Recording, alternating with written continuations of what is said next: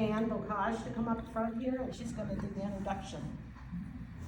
Well, first of all, the lecture under the trees on Sunday is going to be Dr. Jeannie Johnson, and she is a fascinating speaker. She works for the CIA and did all kinds of interesting things.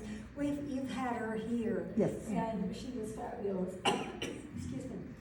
I am so delighted to introduce Carrie Stillwell. She is from our community at home, and she is the first woman paratrooper to qualify with the men in the Army. And I think you're going to find her speaking very, very interesting. This is her first. She and Amy, this is their first year here as summer citizens, and we hope it won't be their last.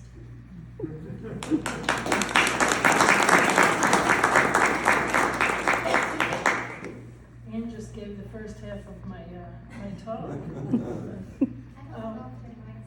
Hello. That's better. Oh, goodness.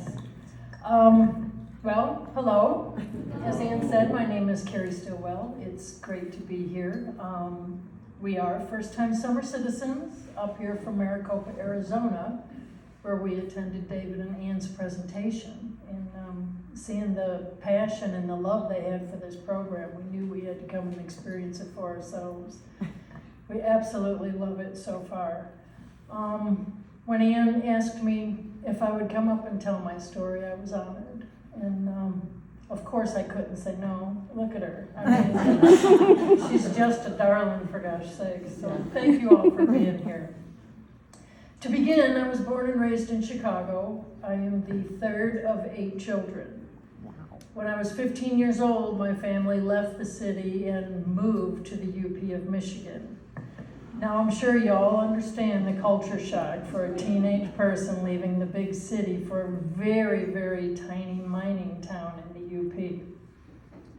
Fast forward 2 years, I'm a senior in high school. Have no idea what I'm going to do with my life. I just knew I had to get out of there. One day an Army recruiter came to visit the high school and I saw an opportunity. So I talked with him for a bit and told him if I do enlist, I want to be a photographer stationed in Colorado. And of course he responds with a resounding yes.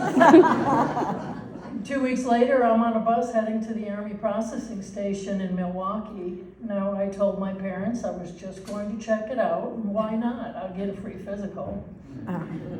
So after rounds and rounds of tests, it was determined I would be a perfect fit for the very exciting job of parachute rigger. Their exact words were, I mean, you get to jump out of airplanes.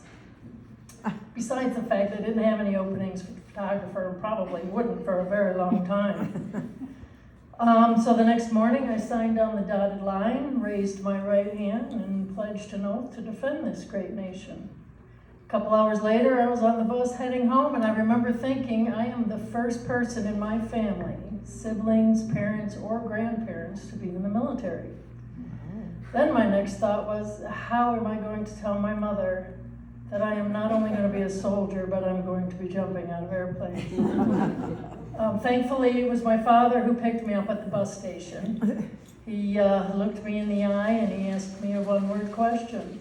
Well, I told him I joined. I was going to be a parachute rigger, and that means I have to jump out of airplanes. He shook his head and said, don't tell your mother that last part. Ma eventually forgave me for joining, and we were able to keep the airborne part secret until my recruiter put a article in the local paper. Ma wasn't happy about it at all, and made me promise to not tell her about a jump until I landed safely. So on June 20th, 2 weeks after high school graduation, I was on a bus heading to Fort McClellan, Alabama for basic training. It was there I found out that my company, Delta, was the last of the Women's Army Corps. I also found out that I was going to be in the first non-modified, non-segregated class of jump school. And oh, by the way, the men are going to hate you for being there. Now, to prove I was worthy to even show up for jump school, I had to pass their PT test, which consisted of 60 sit-ups and 60 push-ups within 2 minutes each, and running a 7-minute mile in full fatigue uniform, boots and all. So every day after training, I had to go out with Drill Sergeant Osborne and try to qualify for jump school while everybody else got to go upstairs rest and prepare for the next day. Now I got the sit-ups and push-ups with no problem, but I just could not break the 7-minute mile. And as I was running, Drill Sergeant Osborne would sit there and yell things like, "Just quit now. They don't want you there. They're gonna chew you up and spit you out. You'll never make it through jump school." There were days, many days, I didn't care very much for Drill Sergeant Osborne. The day I finally broke the 7 minutes and Drill Sergeant Osborne had to sign off on my jump school PT test, I ran upstairs through the bay filled with 47 other women, sat in the stairwell and cried. When basic training was over, I was on the bus heading to Fort Benning, Georgia for jump school. Drill Sergeant Osborne was right, women were not wanted there. There were 5 women that started that first class with 222 men. All the women's helmets were labeled with a W for Whiskey 1 through Whiskey 5, and it was assigned in alphabetical order with the last name Stillwell. I was Whiskey 5. Week 1, called Ground Week, consisted of jumping off of platforms and learning how to hit the ground correctly. Platform height started at 2 feet and went up to 6 feet. There was also running nonstop and push-ups all day long. Now Whiskey 1, Whiskey 2, and Whiskey 4, along with quite a few men, all dropped out that first week. After they were gone, it was just Whiskey 3 and me, and we were determined to prove to everyone that women had what it took to pass the tests, mental and physical, like the men had to. Week 2, Tower Week. Some of the male trainees, they accepted Whiskey 3 and myself as legit possible paratroopers, and that made the physical part of the training a lot easier. Now, Tower Week consisted of jumping off of 12-foot platforms, a 24-foot mock plane attached to a zip line, and then what we called the monster, the 250-foot tower. So Tower Week was all about practicing body position jumping out of an aircraft and how to control your parachute. Well, Whiskey 3 and I made it to week 3, which is jump week. And on that Monday for our first jump, the jump masters had one last trick to try to get myself and Whiskey 3 to drop out. They put us in the doors of the aircraft miles before we hit the drop zone, giving us plenty of time to back out. But their trick didn't work. When the green light came on, meaning that the plane was over the drop zone, without hesitation, I was ready to go. My jump master licked his fingers, smacked my bottom, and out the door I went. Now, I took my training very seriously, but before that moment, I had never been in a plane, let alone jumped out of one. So being in the sky at that height and seeing everything from up there just totally fascinated me. And I'm in the air with my arms crossed on my reserve, just taking it all in. And then I hear, prepare to land, and that's at 800 feet before you hit the ground. And when I heard that, I realized I did not do anything I was trained to do when jumping out of an airplane. I didn't even check to see if my chute deployed. So I quickly ran through everything, grabbed my reserves, and executed a perfect parachute landing fall right there in front of the jump master. Jump 1 of the 5 required to pass jump school was completed. On Tuesday, jump 2, it was different. That was a night jump. And I got to stand up, hook up, and shuffle to the door with the rest of the 63 troopers in that aircraft. Out the door I went, checked that my chute deployed, checked the rest of my gear, checked the night sky for fellow troopers, landed. Jump 2 was a success. On jump 3, Wednesday, in the plane heading to the drop zone, what I was about to do sunk in. When we stood up and hooked up, my knees started knocking. I felt fear. I kept hearing Drill Sergeant Osborne's voice in my head saying, "You're going to fail. You're not going to make it." But then a gentle, calm voice reminded me that the fears we don't face become our limits. I wasn't about to let that be my limit, so I jumped. And just like jump 2, everything worked perfectly. After that, the knee knocking fear was gone. The lesson I learned from that was, feel the fear, and do it anyway. Now on the drop zone after jump 3, the jump masters asked if anybody else wanted to go back up. Needless to say, everybody's hand, including mine, went up. Now they were only going to send 1 plane up, so only 64 troopers were selected, and I was one of them. Now Mapel Whiskey 3 wasn't selected, unfortunately. But we went up 2 more times that day, and I completed jumps 4 and 5 and realized that I had just done everything I needed to do to graduate jump school. And at the time, I didn't realize what was about to happen would be the proudest moment of my life. I'm standing on the drop zone in formation with 63 men waiting to receive our jump wings. When Sergeant Fox stepped in front of me, he looked me in the eye and he said, "I have never done this to a woman before," and proceeded to slam jump wings into my chest. Blood wings. How cool is that? Now, Whiskey 3 did end up completing her remaining jumps and graduated a few days later. It would have been cool to have gone through that moment with her, but being the first woman to ever graduate alongside men was pretty awesome. The very next day, I was on a bus to parachute rigger school in Fort Lee, Virginia. Something profound happened on that day, which went on to reshape me forever. Waiting for me at rigger school was a piece of mail. It was a card from Drill Sergeant Osborne, congratulating me for passing jump school. It went on to say he knew all along that I would pass the course. This taught me a lot about motivation and changed my opinion of Drill Sergeant Osborne. The person I thought had disdain for me, instead of disdain, he was challenging me. He knew even before I did that I had what it took to be a paratrooper. This gave me the confidence to face and overcome many challenges throughout my life. Now, rigger school was a completely different experience for me. The cadre and fellow male trainees welcomed female soldiers as equals. Now, it was just as physically demanding as jump school. We ran in formation every day, anywhere from 4 to 12 miles, and it was push-ups non-stop all day long. Rigger school is 3 months long. The first month, we learn how to pack personnel chutes, the main chute and the reserve. Month 2, you learn maintenance and repair. And month 3, you learn how to pack cargo chutes and rig up loads for heavy drop, anywhere jeeps, tanks, trucks, C-rats, fuel bladders. Now at the end of the 3 months, the final test we had to do to graduate was jump a chute and a reserve that we packed. I had to jump my own. Now on that jump, I'm not gonna lie, I was nervous, but my training kicked in, and the lessons I learned up to that point gave me the confidence to jump, knowing I had done everything correctly. Thankfully, I did. The jump was a success. On graduation day, I raised my right hand and swore the parachute rigger's oath that I will be sure always. I received my honor graduate certificate of completion and was on my way home for the first time since leaving for basic training 6 months earlier. I went home to a family who were proud of me. My youngest brother was so proud he wore a pair of jump wings on his shirt to school every day. Coming home to a family so proud made every mile, every push-up, every struggle totally worth it.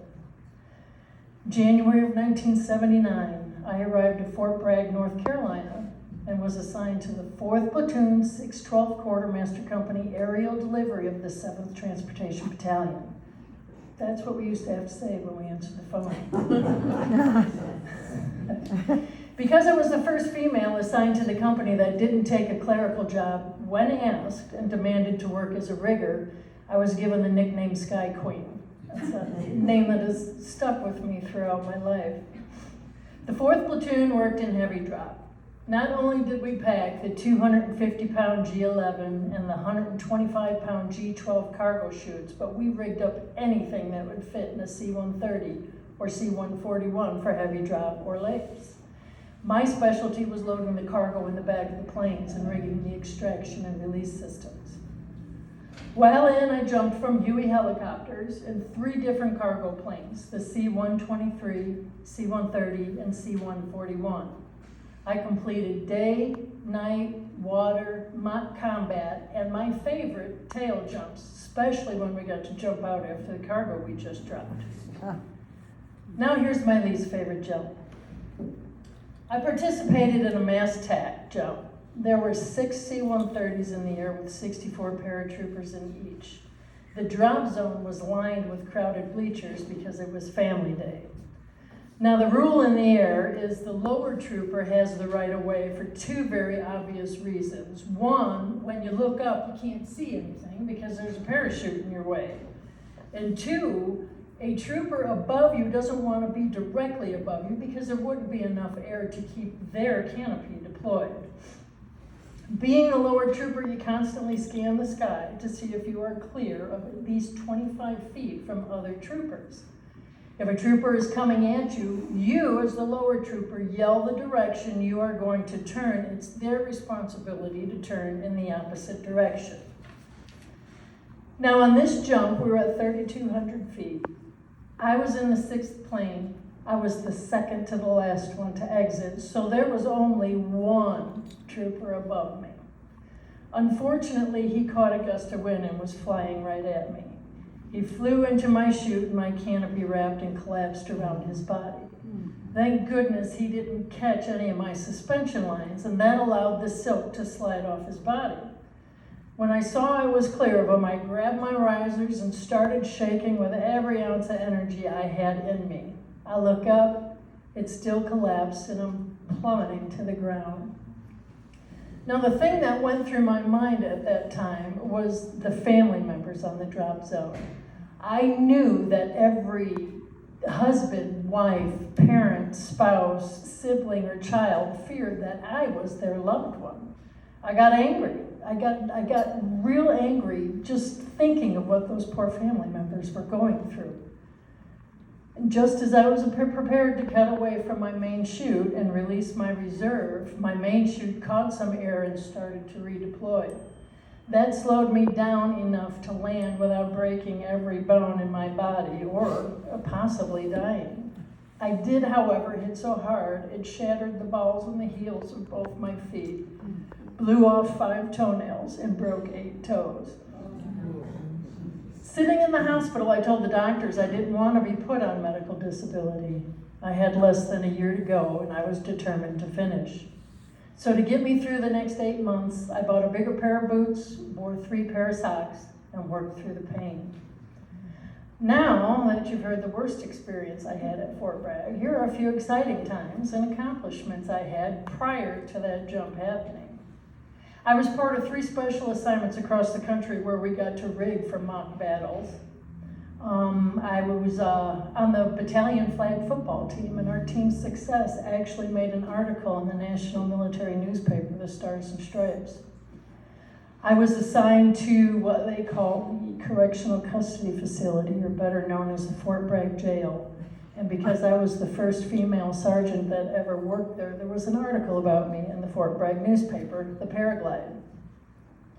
Now, while there were great strides for women in military at the time, we still weren't allowed to serve in combat. Female parachute riggers weren't even allowed to leave the country. It was considered too close to combat. I couldn't believe after everything I worked so hard for, I couldn't advance like the men were able to as a rigger. It's remarkable how far women have come on the backs of everyone who fought so hard to make these changes. So after 3 years of service, I received my honorable discharge in June of 1981. I took all the discipline and pride I had and went to work in the civilian world. I was 21, fresh out of the Army and looking for a job. A friend of mine suggested I try UPS. I applied and was told, "You're hired. We just have to wait for an opening before you can begin."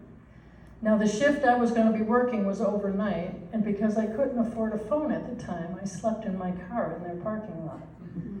After almost 3 months of sleeping in my back seat, there was a knock at 3 o'clock in the morning. That was my first day at UPS.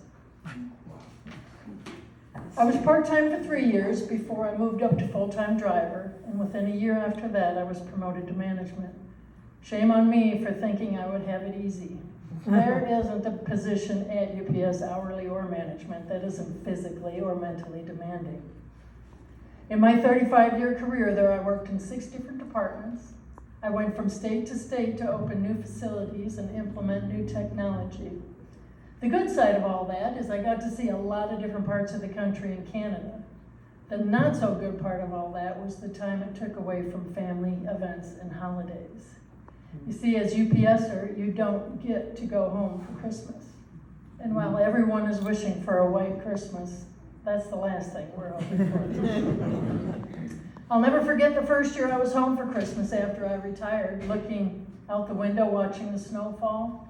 It was the first time since I was a child where I could appreciate it again. Even through the most difficult and challenging moments over the years, I had an enormous amount of pride and dedication for the company. Some would say I bleed brown.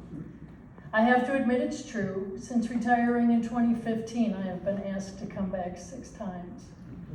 Twice to implement new technology, 3 times to help through peak season, and once to help through COVID. After the 6th time of going back to work for UPS, the day finally came when I knew I was fully ready to retire. And let me tell you, I've enjoyed all 3 years, 5 months, 3 weeks, 3 days, 6 hours and 12 minutes of it. In that time, my family and I packed up and headed west to sunny Arizona. It was there I heard about a military program looking for volunteers. I am currently in my 2nd year as company commander for the U.S. Naval Sea Cadets. My responsibilities are to train and prepare kids between the ages of 10 and 18 for a possible future in the military. It's amazing, after 43 years, I've remembered every bit of my training, which has allowed me to help these kids.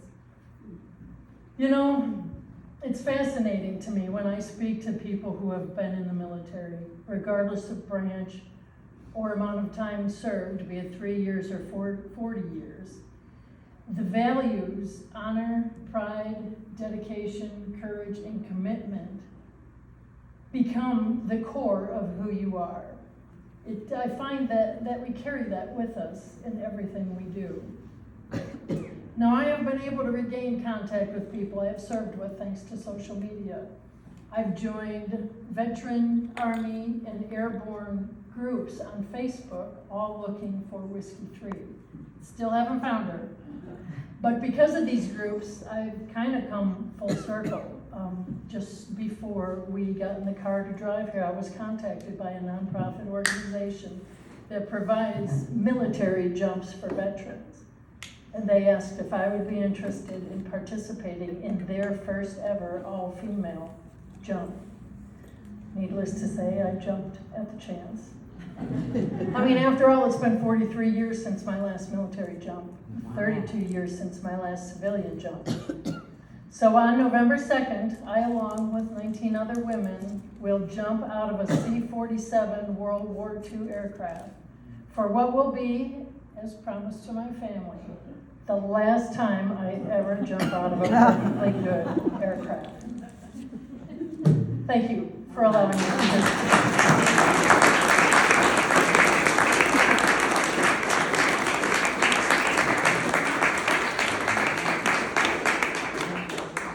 Carrie, would you mind answering some questions? Not at all.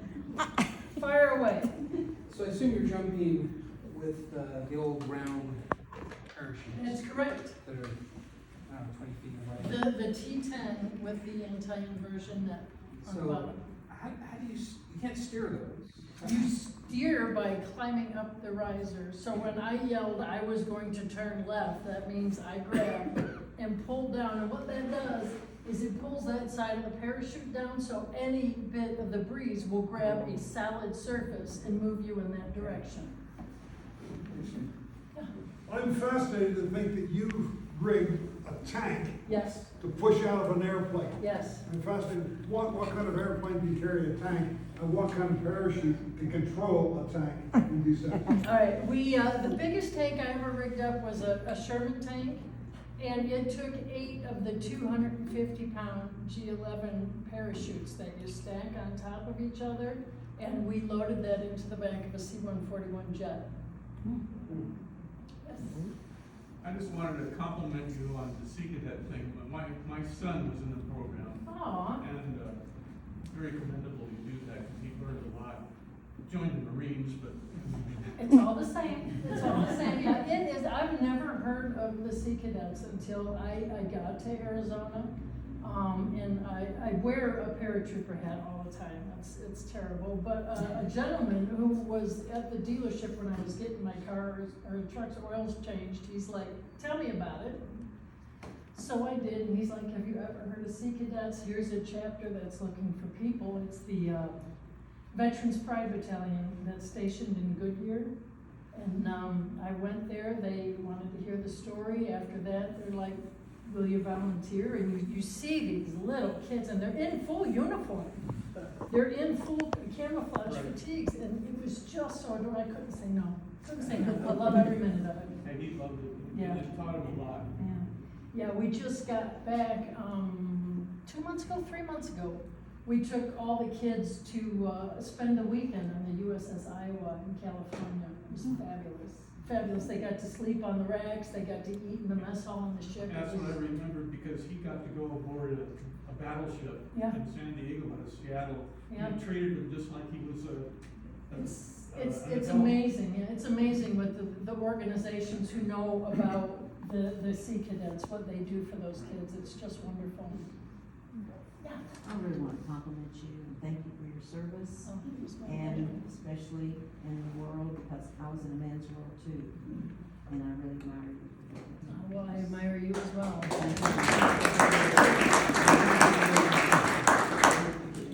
We couldn't hear that last statement. I just wanted to compliment her. I was in a man's world, and every day was a challenge, and I wanted to ask you one thing. Did you ever, in that entire time, get any respect every day that you could depend on? In other words, was it a challenge every single day in that man's world? It was a challenge through the training portion. Once I got to Fort Bragg and actually worked alongside everybody else, I mean, I lifted my share of that 250-pound chute just like the men did. So if you do what you're trying to do, the respect will come with it, I found. Thank goodness. Yeah, and then at UPS, I had to start all over again. Yes. Yeah. So thank you so much. Just my pleasure. Thank you. If you had to, I guess, categorize, after the first day, you said several men and a couple of women quit. Yes. Why? I say quit, but most of them were disqualified because they couldn't make it. Besides just learning how to fall correctly off those platforms, you have to do push-ups and you have to run in formation without lagging back, so if the jump masters see that you're going to slow any part of the rest of these people down, the rest of the trainees down, then they disqualify you. All they do is sit for 2.5 weeks and wait for the next class to start, and they try it all over again. It's a conditioning problem. Yes. Yeah. Yes, they- Gary, a couple of questions. First of all, where's your November jump gonna be? I just wanna know if it's gonna be over or under. It's gonna be in Florida, Okay, and the part I didn't mention, it is a water jump, where you're jumping into a lake. Thank goodness. I don't think my bones would make it hit the ground, no matter how hard I try to tell myself, I still know what to do. So yeah, in Florida. okay, and the second part of the question, I don't know if you have any idea, how many female paratroopers have there been since you? You know, I've tried to look it up a couple of times, but without petitioning the U.S. Army Records Department, I can't find the number anywhere. So, but there's more and more every day. Yeah, More and more and they every can day. be in combat now? the Absolutely. overseas? Yep, there are even female jump masters now, so, yeah. Yes? Was that a mistake on your bad jump of the guy who came down on your parachute? Yes, it was. Yes, it was. It was his mistake. It was his mistake. Dang. The little chicken. When I landed, you know, you gotta gather your chute, otherwise if a gust of wind comes, it'll just drag you across the drop zone. So I gathered my chute and I shoved it in the bag, and I went marching across that drop zone looking for him, because I knew who it was. And the ambulance is following me, trying to grab me and throw me in the bag of it, but it's amazing what adrenaline can do. It really is. But yeah, he was at fault. When I yelled left, he was supposed to turn right, and he turned left. He was my squad leader too.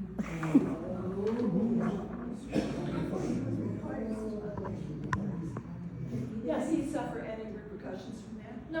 No, it's just a mistake in the air. I didn't like him very much after that, if he considers that a mission, I don't know. You had a reserve, why did you not deploy your reserve? It's always best the reserve you can't control. Oh, So it'll do its purpose and you'll land, you don't know where because you can't steer it, you can't control it. And before you can do that, you actually have to cut away, because you don't want two chutes above your head, because then they'll tangle and it'll be a bigger mess. so you better be sure So, what you're yeah, doing. just as I was about ready to rip the main chute, I saw it was starting to redeploy and it just went with it. So that's your last resort. Exactly. Did you ever go to disability? No, Are you having problems with it now? many, yes, yeah. We don't need to keep on. Yes, I'm just amazed that on your first jump, if I understood you correctly, you were so fascinated with what you're seeing, you forgot to deploy the parachute. no, I forgot to see if it deployed. Oh, okay. See, when you do a military jump, in the song it says stand up, hook up, shuffle to the door. When you hook up, there's a wire line that runs the length of the inside of the aircraft. And there's a static line, a 15-foot static line that has a metal clip on it, and you hook that up to that line. And when you jump, it pulls the static line and the chute out of your pack. So it self-deploys. I just have another question. How many people go down jumping on their first jump yelling? I tried so hard not to, I don't even know. No, it's, jump school is just 3 weeks long, and they're just so brilliant at what they do because they just pound it in your head that that's all you're born to do is jump out of airplanes. That's why it took 3 of them before I even realized what the heck it was I was doing. And then it sunk in, and I got scared for a bit. Yeah. I'd like to be sitting next to you when I go back east and the plane is like. How are you in a plane? I'm great. I love everything about air travel. But a funny story, when I was on the plane going home for leave, when it was on its decline to land, that's the first time I had ever been in an aircraft that landed, so it was really kind of a weird thing. Tell me when you're going back east again. You got it. We'll be going to Florida in November. Where in Florida is you jump? Zephyr Hills. Which is? Zephyr Hills, I believe it's, according to, I have some family down there, I think it's about an hour from Tampa. In what direction, I don't know. And I know we'll be jumping into Lake Eustis. And hopefully there are lots of boats there to Yeah. cover. Well, again, thank you for your service. It was and my I pleasure. appreciate Totally. this. Thank you.